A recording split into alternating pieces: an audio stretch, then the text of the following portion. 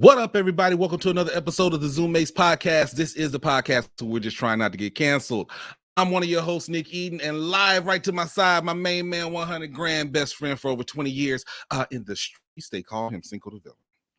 The ladies call him the philosopher, Chocolatees, and Nestle Snipes. It is D'Artagnan himself. What up, Felt 5? Wet like water, tastes like fruit. I fucked that up. Something like water, can I love on you? What's up? What's up, everybody? Nigga. Yo, what's going on, people? Hey, man. I messed up them lyrics, but you know, it's all good. It's pretty bad. But you know, I tried, you know, and that's all that counts. You failed it too. Look, man, I'm here. Okay. We live and direct. So yeah, man, it doesn't take a genius to figure out. Y'all been watching the show, y'all know all this time. Zoommates podcast. We are usually, it's called the Zoommates podcast. Yeah, come on, but 250 miles apart. Right, man. It's the first time I'm seeing my brother. Well, we were kicking it last night, but it's the first time I'm seeing my brother live and in person. About 2 years? Yeah, man. It's been a minute. A minute, bro. So I'm up here in Montgomery. This is the fuck Hurricane Ida edition. You know, just had to dip out, man. First, I gotta say this because let me just go ahead and say we show today. We ain't got nothing. I just walked in here. Yeah, he just walked in. I said 5 minutes ago. Yeah, right. So, but I do want to say, man, anybody that's in the affected areas of Hurricane Ida, you're in our thoughts and prayers. Definitely, absolutely. I would ask that you keep all of us, even those of us who evacuated, keep us in your thoughts and prayers too, man. Like it's crazy. Today is the 16th anniversary of Hurricane Katrina. And Hurricane Ida hits the same place. So. Wow. Yeah, that's crazy. Yeah, man. It's crazy, man. So yeah, you know, but you know, we're not gonna harp on that today, man. Like I said, we don't have a subject. It's a good day, man. It's a good day, man. This is the first time I've seen my brother in 2 years, man. Like, yeah, man. Real man in live. Live and in person, man. It's dope, man. Like, we both been safe. We're both vaccinated, and we both been you know, careful because we both have, you know, loved ones that we care about and have to, you know, make sure that they're doing the right thing, that make sure they're safe. So, yeah, man. So what's been going on, brother? Hey, man, speaking of vaccine, I bought my vaccination card with me. Oh, I ain't playing. Wow. I was in the car when we were getting ready to leave. I was like, let me grab this. I left mine in the nightstand, but I don't think I needed. I'm glad I ain't needed to come up in here because it would have been a very awkward situation. No, I just didn't know what we were going to run into. So I was like, let me just go ahead and grab good, though. It's good, though. But, you know, you are. It ain't. They don't give a damn here. Hey, it might be two places. But no, man, you know what? Just trying to pivot, bro, because, of course, we had all the shit come up. You know, I had a whole content schedule. I had like a whole bunch of shit, bro. Yeah. Shout out to Morgan Jackson. Shout out. Listen, I know I talk about Morgan a lot, bro. I got a YouTube planner. I'll show you because I just hop up out the shop. Yeah. She created, you know, she's doing KDP. Kindle Direct Publish. Yeah. She did a password logbook, a line note journal. A weekly and monthly planner and a YouTube content planner. Wow, bro! When I tell you, it does like everything. You can put your description in, like you can write in all your keywords, actual schedule that shit. It's like, man.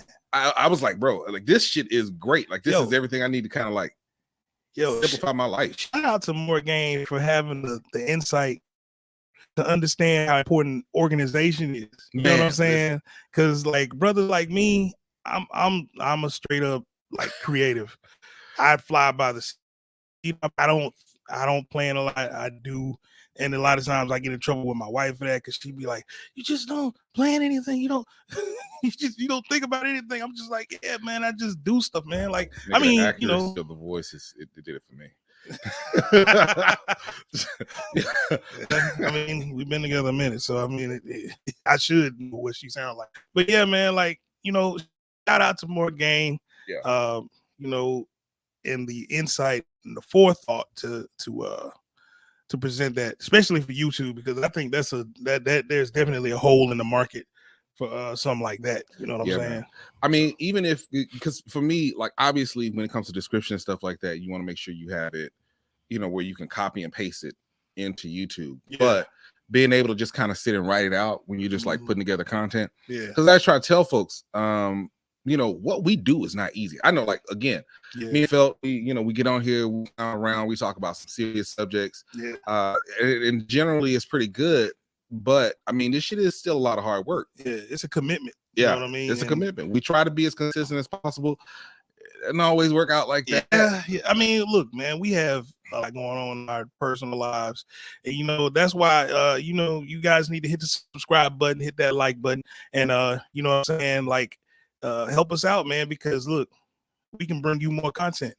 We have more support, we can bring you more content.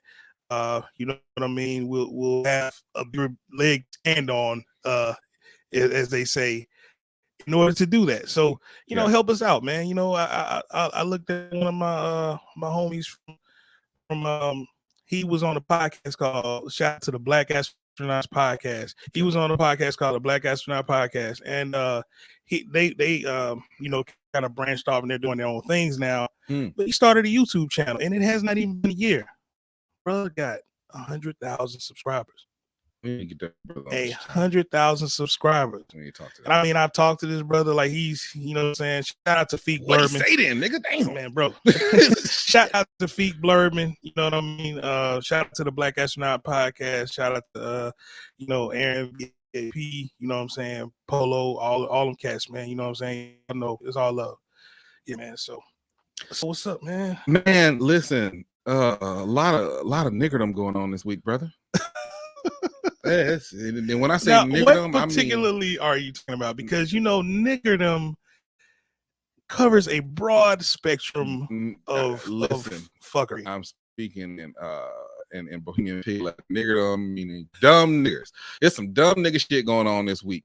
Let me tell you something. I know this hits you a little hard because this brother has inspired you in so many ways. Oh man, I know where we're going. Busta Rhymes. Biggest influence. This man was the biggest influence for hip hop for me. I remember the first time I ever heard a Busta Rhymes record. It was "I Make Sure Everything Remains Raw." That was before Woo-ha. Everybody knew about Woo-ha. I was sitting in the back of one of the homies' car. You know what I'm saying? Because I couldn't drive at the time, and he put on something. I was like, what is this? It was like booming because he had like 10. Yeah. You know what I'm saying?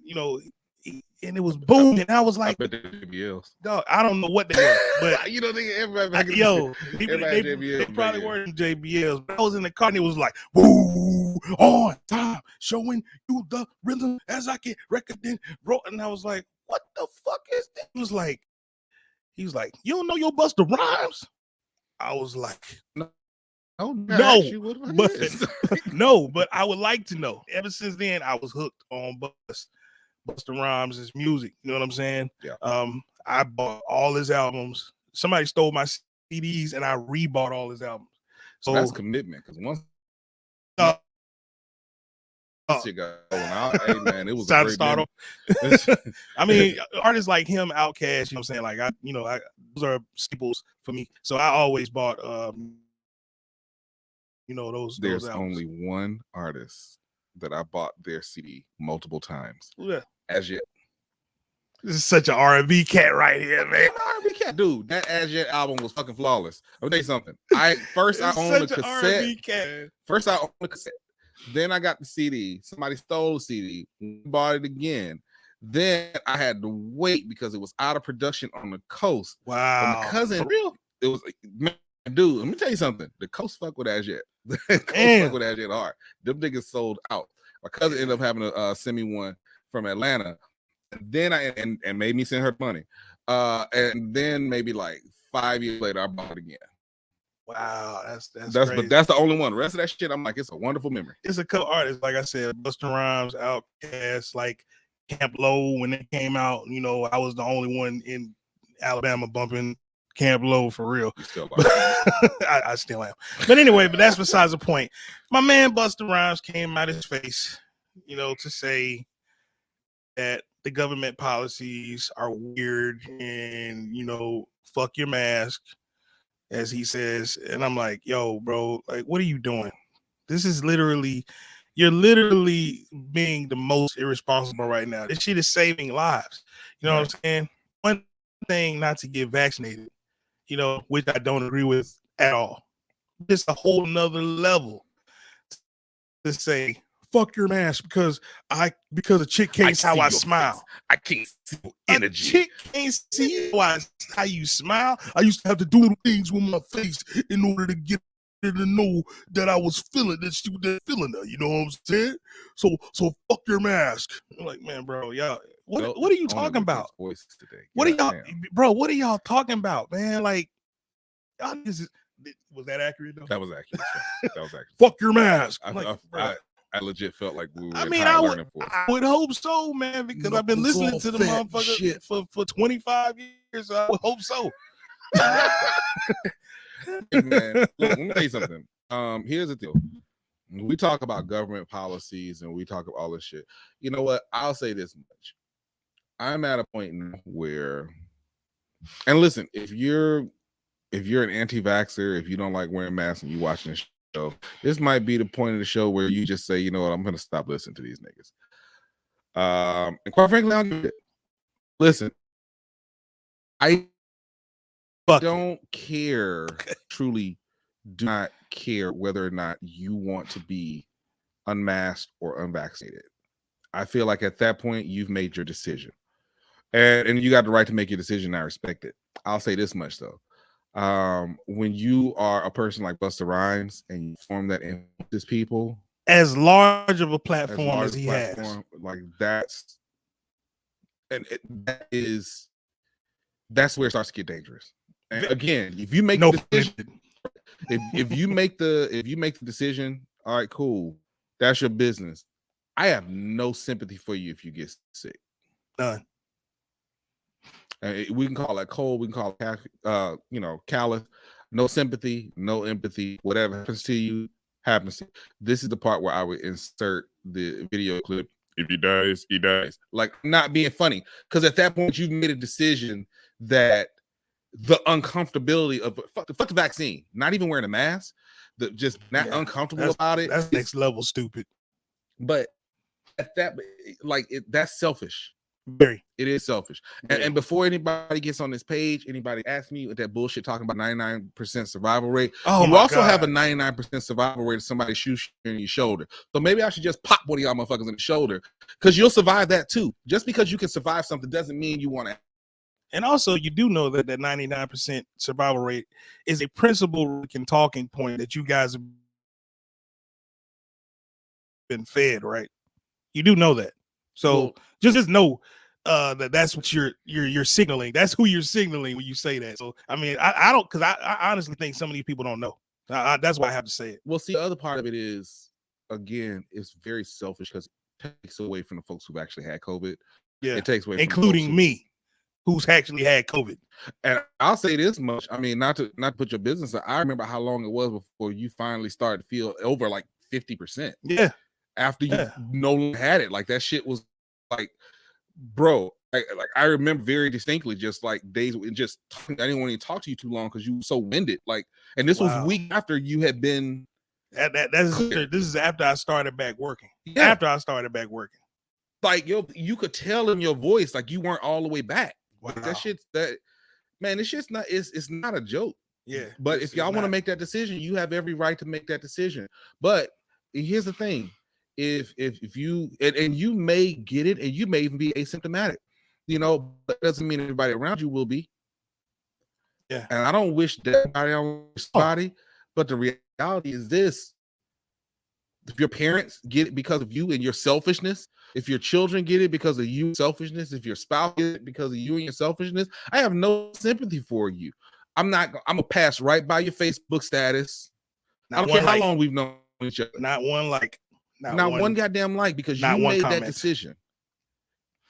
And I truly hope that everybody's going to okay. Somebody tried to argue with me about this on my Facebook page, and my response to her was like, I don't give a fuck about winning no argument with you, first off, and also I hope you have the good fortune to not have to deal with any of this that that makes your hubris this large, because I ain't got nothing for you. You know what I'm saying? I done had this shit. I've had people. I know people who have died from this.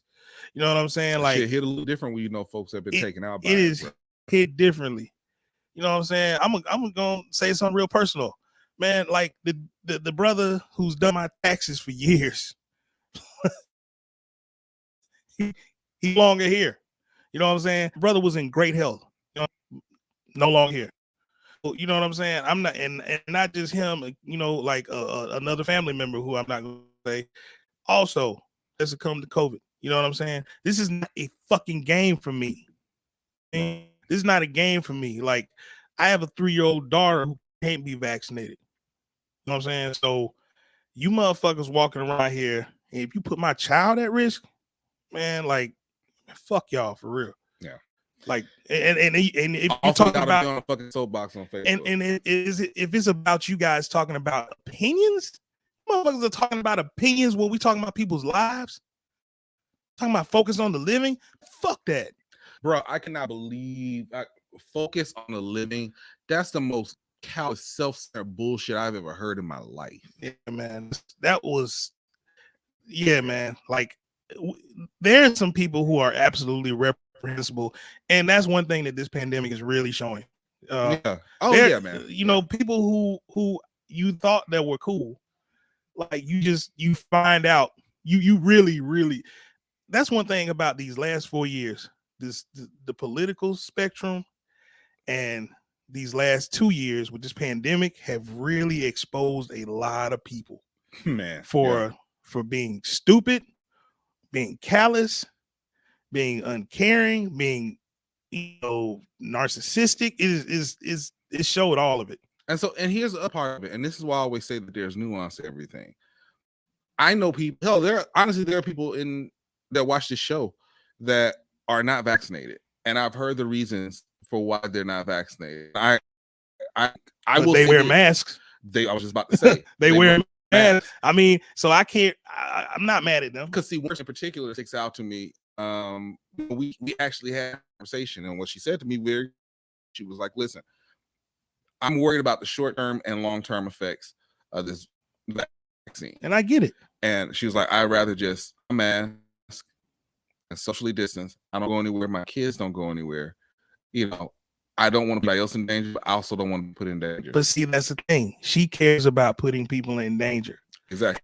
And the fact that she is empathetic enough and you know, thoughtful enough to do that, you know, so she doesn't put anybody in danger.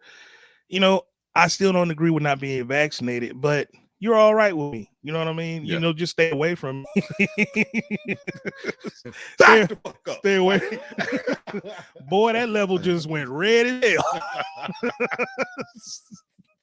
Stay the hell away from me. Yeah, but I mean, but you know, she even said she doesn't go anywhere. Kids don't go anywhere. Blessings. I hope everything works out in your favor. Yeah. You know what I mean? And I mean, legitimately, that's not that he's not being funny on that. I'm not. This legitimately. Yeah. And then legitimately for even the people who don't want to wear masks. You know what? I don't want harm to come to anybody for real. You know what I mean? But at the same time, I'm pissed off, you know, that these people be this callous. You know what I'm saying? So I mean, in addition, hey Busta, is serious. Okay. We can make it delirious. You should have a healthy fear of this virus because too much of that is dangerous. So dangerous. It's so dangerous. The whole coronavirus is dangerous. Okay. I hope y'all got that. So did you just take his rhyme? Yes. Yes. Yes. Brother, the fact that you sat there, you looked right at the camera, you was like, yeah, this shit gonna go. Yeah, I did. Did I fall off the wagon again? But nah, it's all good. Yeah. Look, hey man, look. Hey man, anybody who's a Busta Rhymes fan would appreciate that joke, I believe. So nah, it took me a second to get it, and when you said this can make you do it, I was like, shit. Okay, well, we're going there. Well, Busta, you and your already respiratory problems have an ass, bruh. Oh my God. And shout out to Roland Martin, by the way. Roland. I watched that. You watched it? I watched that motherfucking evisceration. Boy, Roland had the motherfucking shades on, boy. Hey, Roland was feeling that. Yo, shit. I was like, what? Did he just have some brown? Did he have brown liquor in his hand? Yeah, like he might. I think he had a couple brown liquor in his hand because that was definitely brown liquor energy. That he was giving. That was big brown liquor energy. that was brown liquor that energy. Was big Hennessy energy right there. It's the Hennessy for me. Yeah. We ain't talking brown. We ain't talking Uncle Paul. No, that was straight up. That was Hennessy. That was Hennessy. Hennessy. That might have been the peach Hennessy, the new variant of Hennessy. Did you say the new variant? Is that the new shit? I'll tell you something. Between COVID, don't teach to me, bro. Between the banana-demic and Loki, we're gonna be talking variants. I did say that word. We're gonna keep saying variants. And speaking of Loki and variants and everything, my God, Marvel's What If? Yeah, I've been I threw that transition. If I didn't want to mess the shot up, I would stand up right now and give them a standing ovation, bro. You told me, bro. I told you. You told me, and you were right. Yes. You were right. Listen, bruh. Okay, so first and foremost, spoiler warning. Yeah. 5, 4, 3, 2, damn 1. Okay, so now you got your spoiler warning. Fast forward about 5 minutes or so because we're gonna talk about this motherfucker Hank Pym. Okay, what the fuck? Let me tell you something. I was surprised, but I wasn't surprised because if I felt like there was always somebody in the MCU that would go rogue like that, it would be Hank Pym. Yeah, it would be, and he's dangerous. Why would you think that he? And Hank Pym has been angry the entire time he's been in the MCU. This is true because I mean he has a history of like abuse towards what's her name? His wife, not Hope. Janet. He has a history of abuse towards Janet, and yeah, like I mean, even in the Ant-Man movies, he was just an angry motherfucker. He punched old dude in the face. Yeah, and that's what I mean. Like, he's just irredeemably upset at everyone. Lawrence Fishburne's character in Goliath Man 2. Yeah. He's got beef with everybody. Oh, my stuff a Stark will never get his hands on my tech. Well, you know what? That's what brought your ass back from the snap. He is I mean, I always I was like, he's the most arrogant character in the MCU, even more so than Tony. But I think they always planted a season in it because he was never as charismatic as Howard Stark. You know, and I think that he was jealous. I think there was some jealousy there. Yeah. Right. Yeah, you got a point. So and for context, for those who have been watching What If, we're talking about the newest episode of What If, which let me say we're in episode 3 of What If right now. And this is where the Avengers were completely taken out before they could even get started. But Hank Pym, I'll say this much. Hank Pym is I will still stand by my statement that the episode about T'Challa becoming a Ravager and taking the place of where him being Star-Lord, it was exquisite. That's still my favorite. Yeah, absolutely. But this one was the fucking best. Yeah. I mean, well written from the beginning. First off, when they brought the go ahead. No. So a couple quick things that you may not have noticed. Okay. All right. Remember when Nick Fury and Natasha were driving up to see Stark? He was on top of the donut. Same from the Iron Man 2 scene. Yeah. Right. He's up there. Which was masterful, by the way. Very. Sir, could you please get off the donut? There's a different exit the donut. Yes. So in the movie version, behind Nick Fury, there is someone scribbled into the concrete 316, right? Taken obviously from John 3:16. For God loves the world, he gave his only begotten son, that whosoever believeth in him. It's not in the What If version, because if you think about the arc of Tony Stark, you're talking about he's literally from the first Avengers, all the way up until the snap. He's consistently attempted to sacrifice or put himself in a place, but before any of that even starts, he's taken out. It's not even there. The way they foreshadow that shit is crazy. Like, go back and watch Iron Man. I know everybody hates Iron Man 2. That's like Kendrick Lamar. That's like Kendrick Lamar level, bro. Overshadowing, bro. Like, seriously, it's crazy. So, you know, so first he takes out Tony Stark, which is because he hated the Stark family. Then, because he's a jealous bastard. Then takes out Thor, and for what it's worth, I forgot that Thor was depowered. And he wasn't even on the list. Thor wasn't even. He wasn't even on the list, but he got his ass got taken out, and I mean he got taken out like something serious. I do find it ironic because you know he is the one who takes out with Clint's arrow, and then you look back at Civil War. On Civil War, when Ant-Man is on Clint's arrow, okay, arrow guy, and he you know he shoots, so he goes to this Tony Stark. So I was, they had to have thrown that in a little bit, but I got to tell you, the one that got me the most was Hulk. Boy, that was because when it started happening, I was wondering, I was like, how are they going to take out the Hulk? That's impossible. Well, no, it's not. I guess. Yes.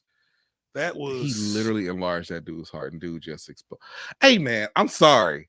I know it's a cartoon. That was dark. Whether I was about to say whether it was green smoke or green that shit was green, a little blood everywhere. Yeah, like that shit kind of threw me off, bro. Look, and then you know, for like they were careful not to show. It was so it was almost like they were so close to showing it, but you know they weren't going to. Right. But like my mind was kind of like, man, it looks like they're gonna show what happened, but they just kind of zoomed in on Black Widow, on Natasha, and moved on. Bruh, that listen, that was tough. That was an amazing episode. I like low key at the end, actually going ahead and taking over was you knew that was gonna happen. I mean, you know, as soon as I didn't know he was gonna do it the way he did though. Matter of fact, when it was going on, I was like, nigga, this is Loki doing this shit. You know, you thought it was Loki that took. I thought it was Loki that took out Thor too. I ain't gonna lie to you. I definitely thought it was Loki. You know, from some type of variant place, and then he's coming back to reclaim everything and stop everything before it starts.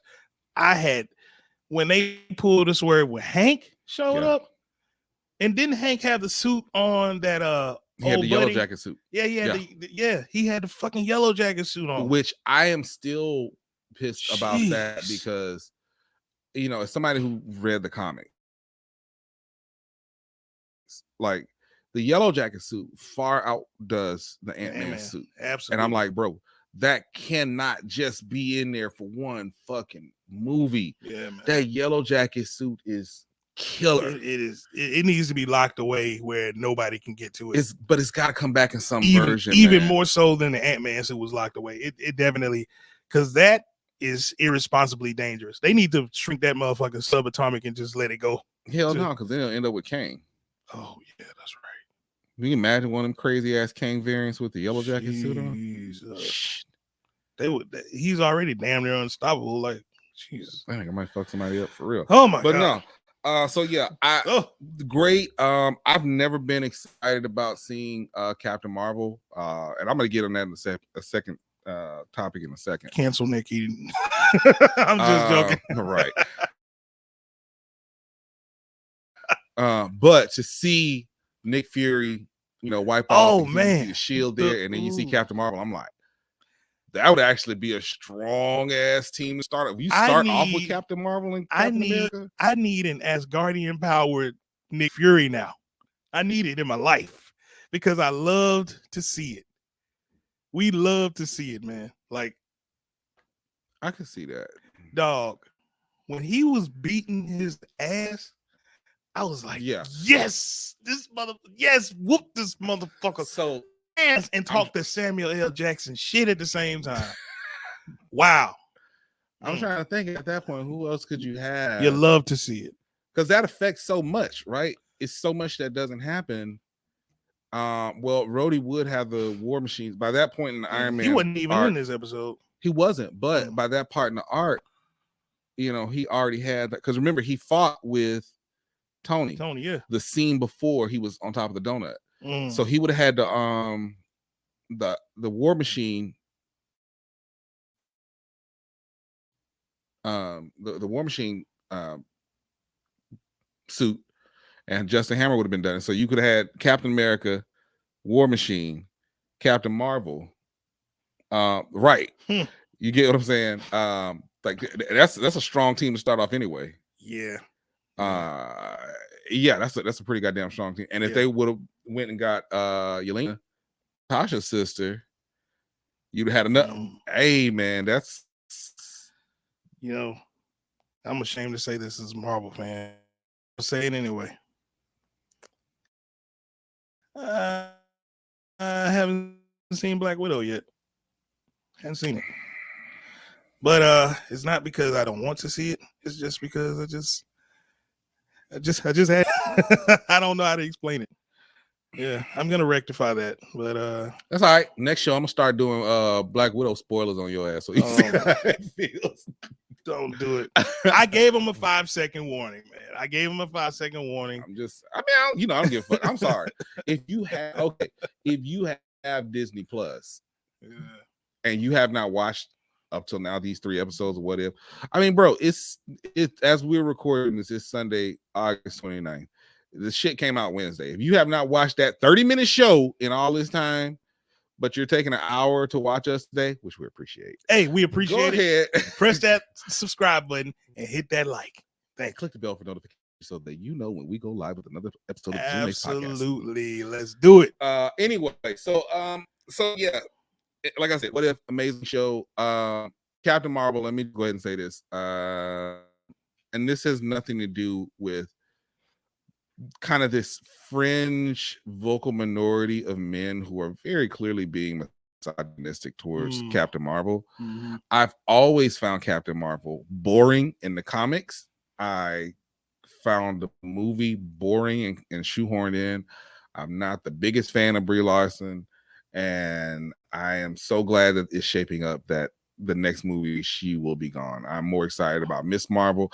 I'm excited about Wanda. I'm excited. Oh, Monica Rambeau, absolutely. Continuing on as Monica Rambeau, which is for all my sisters out there, Black Girl Magic.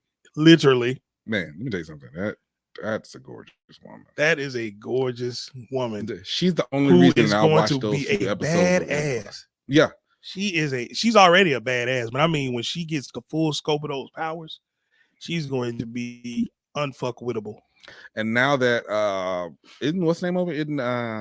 What's the show? Black Lightning. Isn't that over now? They did the last yeah. So I am looking for Nafisa Williams to join the MCU. To join the MCU in some form of fashion. Please. Need all these gorgeous chocolate. Please, Storm. Systems. Please. I doubt she's gonna get Storm. Please, Storm. Please. I doubt, even though she's one of my picks. She's Thunder. She's Thunder now. It would be perfect transition to make her into Storm. Like just complete the power set. She's already Thunder now. Just make it. Oh my Lord. Okay, now we're getting creepy. Look, let me tell you something. Hell with that. I can appreciate a beautiful Black woman in all of her glory. Absolutely. About, I do. Gorgeous face, gorgeous body. What is this episode? What is this episode 16 now? Yeah, we all know that Felt 5 appreciates a beautiful woman. Yes, we do know that. Especially my sisters. I love y'all, and y'all are amazing. Okay. Yeah, all right, brother. I mean, I had a minute. I had a moment, man. Look, it's good, man. We on camera. I'm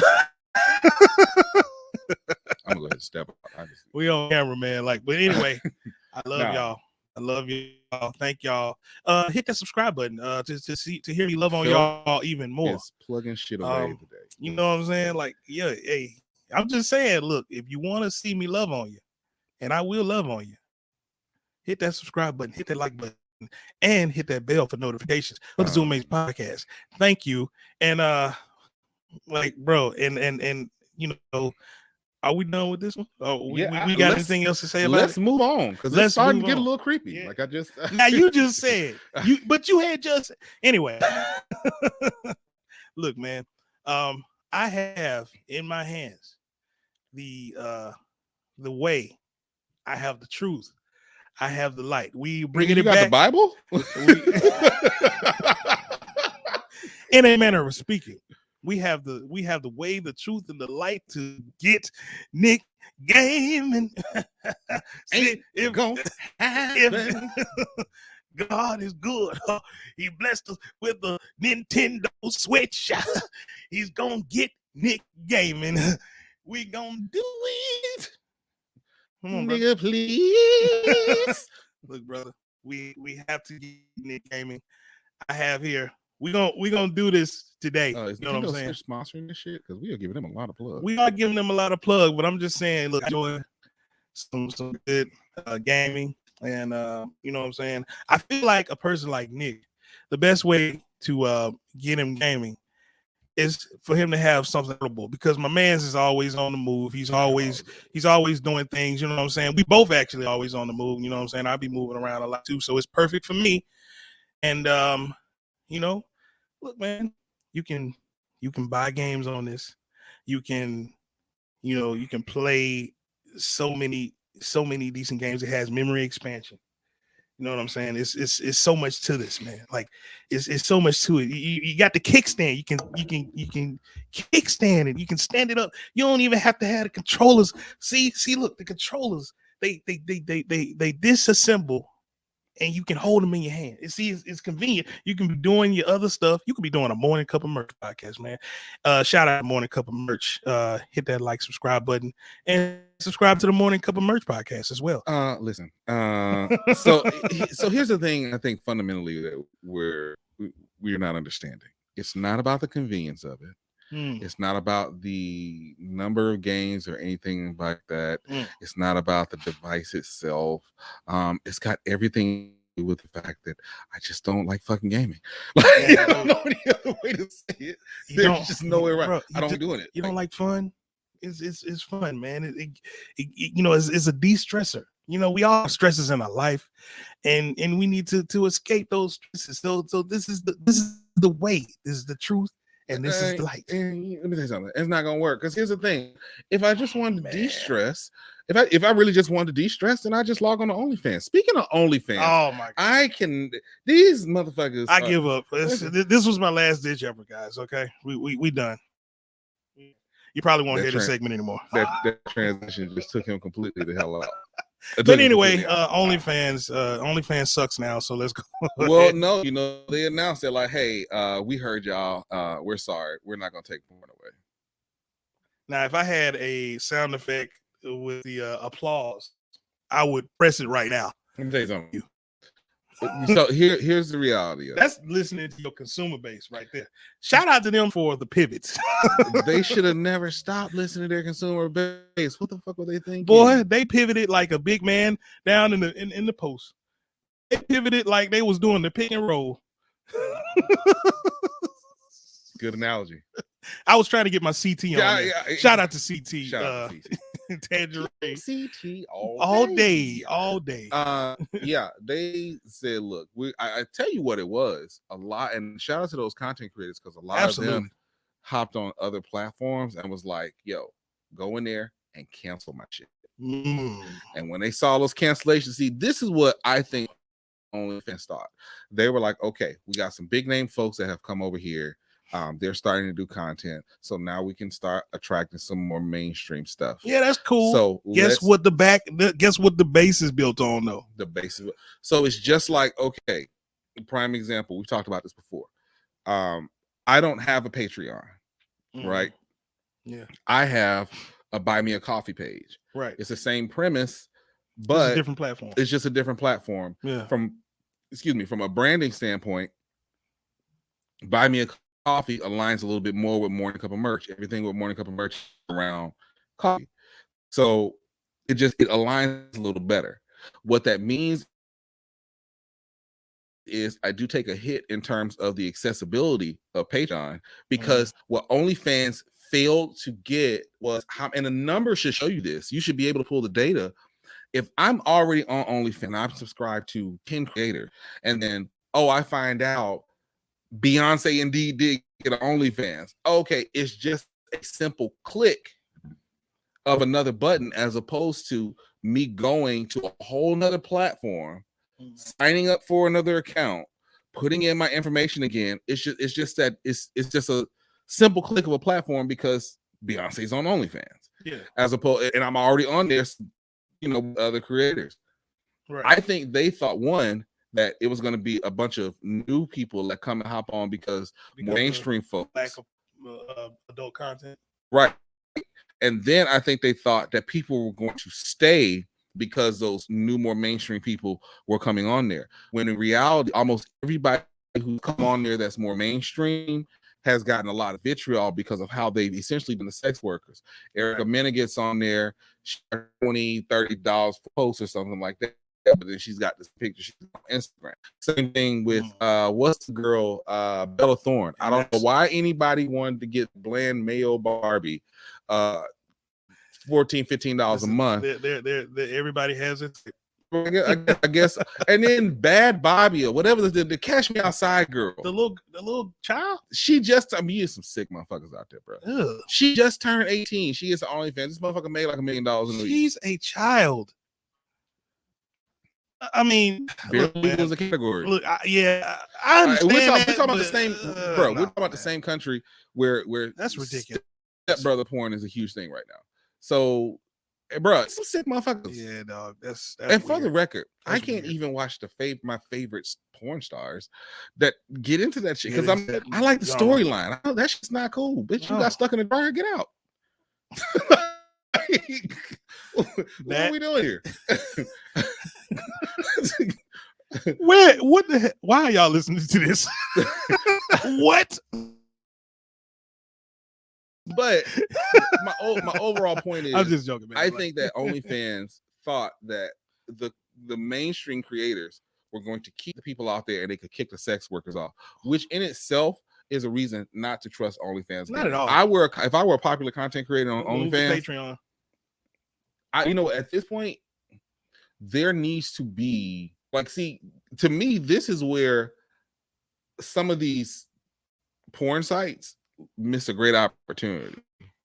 Now, imagine if Pornhub had they do have the community. They have, but if their shit was set, because apparently, don't get me wrong, I think tube sites aren't going anywhere, right? No. Because as long as people can get porn for free. What I will say is I give props to platforms like Pornhub where they actually pay the creators for the content that's out there, and they're not just kind of like in the YouTube sense of payment. That's a very smart thing to do. If I'm some bullshit site that's just not getting a lot of traction, you need to be seeing about switching your format because one, you already have the bandwidth to handle streaming, uploading videos and things like that. Right. Just switch your format to a subscription base and just know, okay, this is a place for sex workers. We already have it. People know this. If it's something like RedTube, ain't nobody watching RedTube. Nah, they could really benefit from something. They could really benefit from something. Because that could build their platform. OnlyFans. And also, guys, if you're listening, if any of those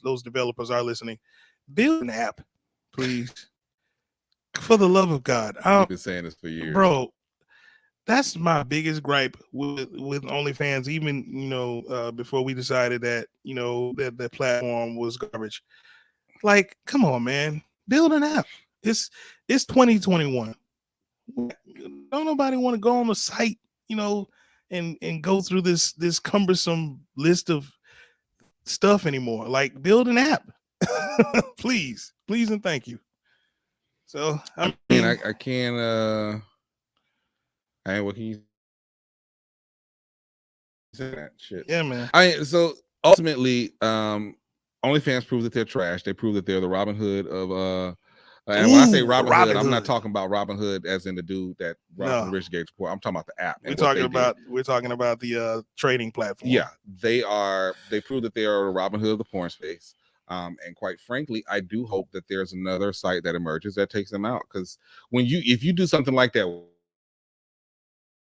once, bro, you'll keep doing it. And when y'all got people making baskets on OnlyFans, and that's the only thing that you got, it's nobody's fault but your own. So shout out to the content creators. And again, I say that because, and this is not just like a oh yeah, we're all about the porn thing. No, some of those, there are folks that are on OnlyFans that aren't doing porn content. They may be doing something a little bit more risque, but they're not necessarily doing porn content. Yeah. And for even the ones that are, like, I mean, dude, sex workers get a bad rap. It's amazing that sex workers get a bad rap, but amazingly, everybody knows who Rock and Shay is. Everybody knows who T watches porn. I don't understand. Like, America has such a puritanical outlook on sex in general. We all do it. We all enjoy it. We all watch we all watch it. You know what I'm saying? Like, even if you don't particularly enjoy it, like you're very aware. You're in close proximity to someone who does. There might be the percentages are grossly, skewed. You know what I mean? Yeah. If it was a seesaw, the people watching porn are definitely the heaviest, and the people who are not are definitely they're flying. Matter of fact, they're not even on the seesaw anymore. They're flying off the seesaw because that's how big the percentage of people porn is. You know what I mean? So we really need to get, stop being a ass about this. Yeah. You know what I mean? Like, for sure. It's very frustrating as a person. And I mean, particularly this happens, where we're located in the Bible Belt, the states, Mississippi, Alabama, the pockets of Georgia. Thank God for Atlanta, but outside of Atlanta, pockets of Georgia, South Carolina, Tennessee, yeah. Everybody wants to act so sanctified, holy, and oh Lord, we can't have this, that, and the third, but everybody knows that we do it, and it's best that we come out with it. You know what I mean? It's almost like when you try to tell a child that they can't do something, what are they going to go and do it? They're going to do it to the point where you had this whole thing for years and years, and I think it's still going on. I remember when it like really blew up. There's a whole ass song about it that somebody did, where basically you're telling all these young girls, oh yeah, got to hold on to your virginity. And I get it. We both got daughters. Yeah, nobody wants their daughter to get fucked. Like, that's just I mean, we want our children to enjoy being children as long as they can. Yeah. But the whole trying to hide sex from them, trying to hide the things that they encounter on a daily basis at school. They did a whole ass song about it, and there was this big thing, articles and tons of studies about it, where these kids for years, in order to hold on their virginity, were just like, all right, we're just gonna have,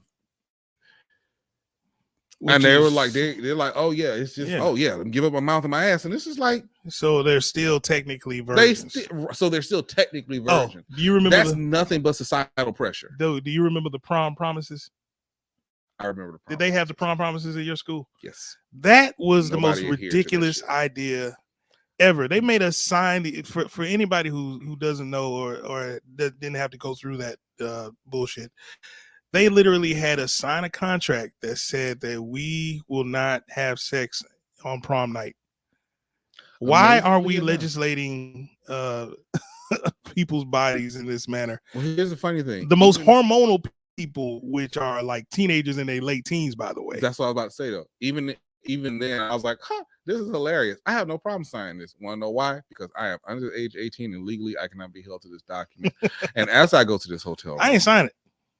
I said I was going to sign it just because I wanted to read it. I ain't signed that I was like, bro, this shit is crazy. But as they have signed that and the hotel room, everybody, it was like maybe 3 people at the prom who weren't fucking. I put a big ass X on that paper. I'm just saying. Not just on the signature line, on the entire page. Hilarious. Because suck it. Because why? Why the hell would I sign some bullshit like that? What's funny is we try to regulate the wrong folks' bodies. I mean, y'all need to be going after some of these politicians that have got all these underage kids fucked up. You need to go, I'll go ahead and say, you need to go up to some of these Catholic priests that keep getting reassigned. Right. Right. We regulate the wrong folks. Hello, Roy Moore. Bro, this nigga was, listen, let me tell you something. Hello, Roy Moore. I think R. Kelly is a trash ass human being. Yeah. This nigga Roy Moore is so bad, they banned him from the mall. And this motherfucker still rolled up on a horse on election day and almost got elected. Alabama, what the hell is wrong with y'all? Man, y'all almost elected a horse riding pedophile. is it that bad to think about electing a Democrat that you just like, fuck it, we're gonna a horse riding pedophile? Is that what we doing? I have no, because this is not me or anybody that I know who voted for Roy Moore. So I don't know, man. I mean, you got to be really strong in your conviction of whatever the fuck to. If Let Me Ride That Donkey was a person.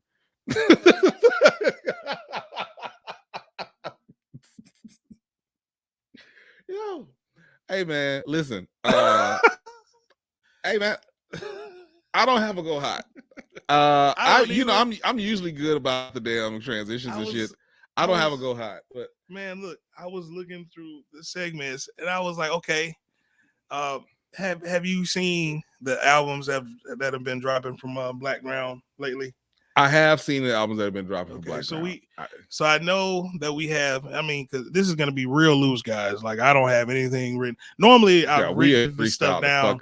We are freestyling the fuck out of this. Fuck the docket. Like what docket? What docket, bitch? There ain't no docket. Ain't no docket, bitch. But yeah, man. But honestly, so the albums that I can, just come up with are One in a Million. The Timbaland, what is it? Magoo. Welcome to the World or Ready for the World or whichever one it was. Yeah, the first Timbaland and Magoo album, which had some of my favorite joints on there, like All I Smell Is Smoke in the Air. You remember that one? Yeah, that you know what I'm saying? Up Jumps the Boogie, of course. Everybody know. Keep it up, we gon', you know what I'm saying? Like I don't want to say too much of it. Hey, we gon' show. Man, God damn. Oh, God. Yeah. Don't flag us. Yeah, that's what I'm saying. Don't flag us, guys. But yeah, so we had that one, and we had Timbaland and Magoo's second album that came out as well on there. So that's three. So I think it's, let me say this much. I do think it might be a little unfair. I know a few of these have not come out yet. So you got those three, and then I think this week Tank's Force of Nature album comes out. So when are they gonna drop the Aaliyah the Aaliyah name album? That's what I want to know. That's what I'm waiting on, because I know that's like a sad album, but it's not a sad album. It's just sad because of the circumstances, because that was around the time that everything was going down, like when we lost her, and you know what I mean. But that's the one I want. I want to say it might be out. I don't think so. Oh, it's coming out this Tuesday. If it is, it was supposed to be centered around no. It's coming out second week of September. Oh, okay. It's coming out second week of September. Because man, I want to hear that. Can I talk to you, man? That joint there. YouTube is. Oh yeah, I did sing it in key too. Jeez. No, I was gonna say it's on YouTube. You can actually. Sing it on, well, yeah. I mean, like I want to have it. I want to have it in a physical, kind of where I want to have it on my phone where they can't take it away from me again, because yeah. I'm gonna keep talking because YouTube gonna flag. Hopefully they don't flag. No. So I'm talking over it. We had the actual clip that we took from Netflix, and that's why we got flagged, and that's why the episode got taken down. It probably wouldn't even do it if it was just audio, huh? I've heard 30 seconds or more, like the only people that they flag for real, because like I've been listening, shout out to Ron Karen. Clip. Yeah, we did use the whole clip, and we pulled it from YouTube. We pulled it from YouTube, and it had the video with it. So that pull that shit in 4K.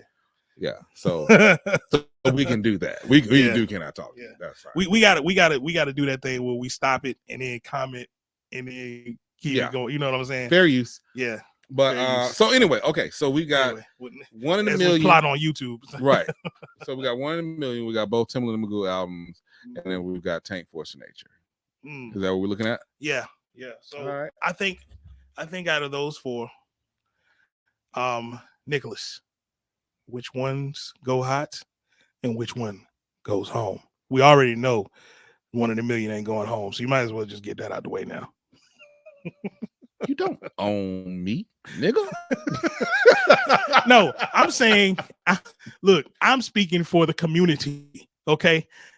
Nobody is getting rid of One in a Million. If I would piss everybody off in the world if I got rid of nobody getting Aaliyah rid. for Timbaland and Magoo's second album, nigga.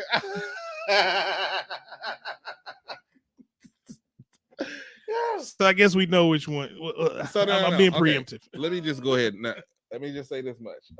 First and foremost, One in a Million can stay over a multitude of albums. One in a Million is one of the greatest albums ever created. I have to say, it just is. It's top 10 for me. And I think it goes without saying. I mean, everything, the production, the songwriting, the singing, everything was how it was presented. Aaliyah's image, how they completely revamped Aaliyah's image. Beautiful sonically and visually. It was such, I can't find too many flaws in that album, so that's got to stay. The second one for me has got to be Tank's Force of Nature. That, I mean, when you talk about Maybe I Deserve, when you talk about Slowly, and even when you talk about my favorite track, Girl, I Will Kill for You. Yeah. Still for you, girl, I would do time for any crime to prove my love is true. Yeah. Nigga, that boy, when I tell you, when I heard that shit, I was like, yo, this nigga is serious. Yeah, man. Yes. Even the intro that I wasn't really feeling too tough, but that put your hands up, put your hands up, put your hands up, put your hands up, like the little kind of minor movies he was making, and I was like, yo, that shit is dope as shit. So that's got to stay. Chord progressions. Yes, yeah, it's very serious. Tank, he did that, and I'm extremely proud of the fact that album is back. Yeah. After that, I mean, it puts us down Timbaland and Magoo, which I think that for Timbaland and Magoo, I think it's underrated, and it's been so long that you got to think of it from this standpoint. Aaliyah, we obviously know, was taken from us way too early. She had put out a multitude of albums, and we just didn't have anything else after. But he was also not alive for us to have anything else. Right. Tony Braxton did an album through Blackground. Even though it was one of my favorite Tony Braxton albums, but it wasn't. Which one was that? It was called Libra. Okay. She's 2 songs on there, 2 singles, Please and Trippin'. Trippin's one of my favorite songs, written by John Tay Austin, produced by Brian Michael Cox. I would definitely be listening to that because I love me some Tony Braxton. Yeah, but Tony, even with that album being gone, Tony Braxton's catalog speaks for itself, and it's so strong that it can go on. Absolutely. The same thing with Tank. He continued to go on after Blackground, with not having his first 3 albums available for folks. He just kept putting out things. Right. Timbaland and Magoo never did anything together again, right? Blackground. So you kind of get, and then because Timbaland is such an icon in everything, it's almost like Timbaland and Magoo was a blip on that radar. Yeah. For us that were around during that time. Artists or something back then. For us who were around at that time, we were like, man, this shit is dope. But unfortunately, you know, it's almost, I give it the Lucy Pearl treatment, right? You know, wow, that's a throwback right there. But think about it, Lucy Pearl was dope as shit. But when you look at the rest of Raphael Sadiq's catalog, I mean, it's a blip in time. You can tell that was heavily influenced by Raphael. That heavily influenced Raphael Sadiq's current sound. Absolutely, you know what I'm saying? Like, and I'm not being funny. You also have to look at the fact that to me, he influenced the hell out of Anderson .Paak, and you can tell if influence with Silk Sonic. Oh man, come out with that album, guys. Come on, quit playing, guys. January 2022. Yes. But ultimately, with that being said, with Timbaland and Magoo's albums being left, and I was a fan of the era. The first album was that was my shit, but the second one, she got to go.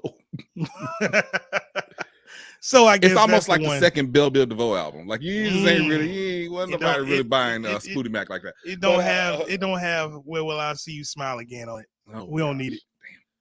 Damn. Tell me when will I see you smile again. Anyway, for me, of course, One in a Million stays.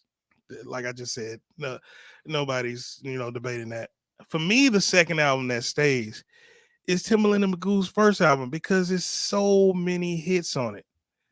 It's so many like just undeniable hits. If you put Up Jumps the Boogie on anywhere, like it's going, and you gonna spit them terrible Magoo raps. You gonna spit like them, as he sounded like a frog was like. He sounded like I ain't never heard a person sound like a frog was in their throat and a chipmunk at the same time. But felt chose violence today. Be so hot. I'm like, bro, but it was, for me, joke. Stop, Nick. Magoo solo album go, no. Magoo without Timbaland. Magoo without Timbaland. I'd rather listen to the original like, Mr. Magoo. Bro. Magoo without Timbaland is like peanut butter and no bread. Magoo without Timbaland is like macaroni with no sauce. Like, would you eat macaroni with no sauce on it? I don't know, man. You throw some raisins in there and no.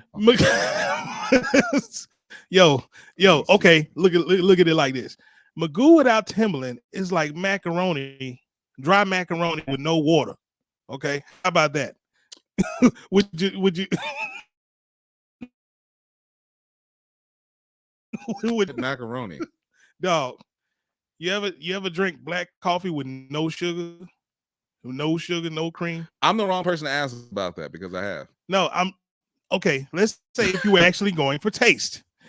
You drink black coffee with no sugar for taste. Some black coffees that taste good without cream and sugar. Bro, sugar. You are killing my joke. All right, pick a bad joke. Yo, I thought you should stop that fucking macaroni and water. Yeah, I could. Okay, Magoo without Timbaland is like having lights with no power. Okay, like bulbs. Just doesn't happen. Like it don't happen. Yeah. Okay, gotcha. Anyway, let me move on because I'm failing at this. Did another joke that didn't go over. No. I am your conscience. Wow, what a surprise! I am your conscience. Shout out to Fonte. Shout out to Jamie Foxx for that. Shout out to anyway. Yeah, man. He went to sorry, bro. He's an ASU alum. So. Anyway, the first Timbaland Magoo album has to stay. The next album that has to stay is Tank's first effort for all the reasons that Nick stated, and it had my favorite track on there because I'm an old like storyteller and I love to hear people talk stories. So my favorite song on the album is "There's a Little Lady on My Block." Yeah, she's about 35. Like, I mean, like in the way he broke down that lady's life and, like tragic. It was a tragic story. Like, it went all the way from her being like a pretty prom queen and then like to ended up with her, ended up in the gutter. It reminded she me of never Brenda's made it out. Oh, I messed that run up.